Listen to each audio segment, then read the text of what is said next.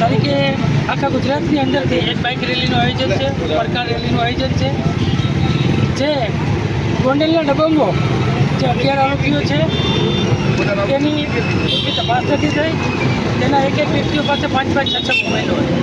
એ મોબાઈલોની પણ તપાસ નથી થઈ. ઘણા બધા આરોપીઓ તેમાંથી ગમી બેસાડવામાં આવેલ હતા, તેની પણ તપાસ નથી થઈ.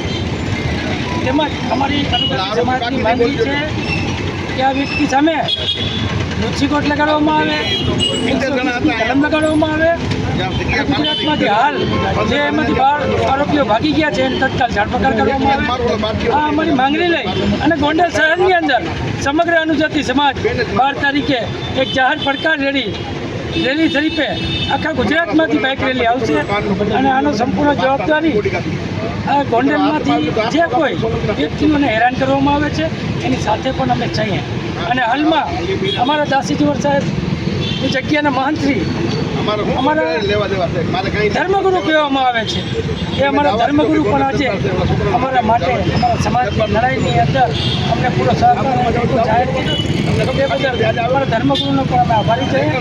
અને હાલના સમયમાં 12 તારીખે સમગ્ર અનુજાતિ સમાજ વિશાળ બાઇક રેલી લઈ અને ગોંડલ મુકામે આવીએ છીએ ન્યાય યાત્રા માટે. કોઈ વ્યક્તિગત કોઈ સામે લડાઈ નથી. આ ફક્ત જયરાજજી અને ગોંડલના ગણેશના વ્યક્તિ સામે અમારી લડાઈ છે.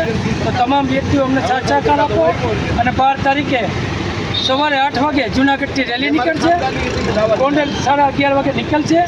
તમામ વ્યક્તિઓ જાજુમાં જાજી સંખ્યામાં વિડીયો અમારા વાયરલ કરો અને હજારોની સંખ્યામાં ગોંડલ આપ સૌ પધારો એવી આપ સૌને અમારી નમ્ર